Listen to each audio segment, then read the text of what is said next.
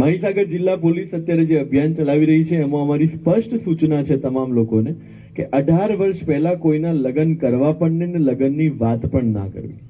POCSO એવો કાયદો છે જે જાતીય શોષણ માટે અને ખાસ કરીને બાળકોના જાતીય શોષણ માટે લાવવામાં આવ્યો છે, પણ સાંસ્કૃતિક રીતિ રિવાજો અને કાયદાકીય જે પ્રોવિઝન્સ છે એ બંનેના કન્ફ્લિક્ટના કારણે આજે આવા 25 અને બીજા 41 જે જામીન પર છે એ યુવાનો કે જે પોટેન્શિયલ બ્રાઇટ ફ્યુચર ધરાવે છે એમને આજે જેલ પાછળ જવું પડે છે.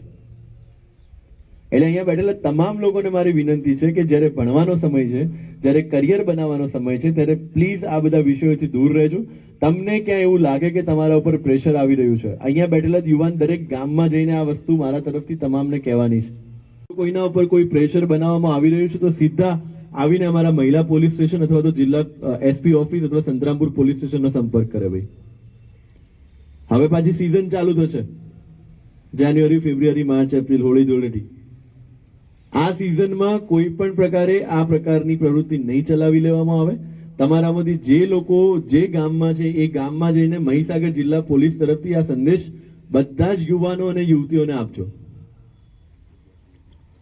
અને બીજો સૌથી અગત્યનો પ્રશ્ન જે આ વિસ્તારમાં છે, નાની એવી નિષ્ફળતા, નાનો એવો પ્રશ્ન અને દવા પી જવું, લટકી જવું અને ડૂબી જવું બહુ ઈઝી છે આ વિસ્તારમાં, મને એવું લાગે છે. સંતરામપુર પોલીસ સ્ટેશનમાં મહિનામાં 2 એડી અમારે દાખલ કરવી પડે છે. એવા તો શું પ્રશ્નો છે કે આપણને જીવન આટલું સસ્તું લાગે છે? એક દેશના નાગરિક તરીકે, આ વિસ્તારના નાગરિક તરીકે આપણા ગામમાં એવો કોઈ પણ બનાવ ના બને એની જવાબદારી તમારે બધાએ લેવી પડશે. જ્યાં તમને કોઈ વ્યક્તિ ડિસ્ટ્રેસમાં લાગે છે તમે 112 પર ફોન કરો, કોઈ મહિલા પ્રોબ્લેમમાં લાગે છે 181 પર તમે ફોન કરો. તમે કહેશો કે અમારું નામ ગુપ્ત રાખજો તો અમે ગુપ્ત રાખીશું, પણ અમારા સુધી એ પહોંચાડો જેથી કરીને કોઈ વ્યક્તિના જીવ અમે બચાવી શકીએ.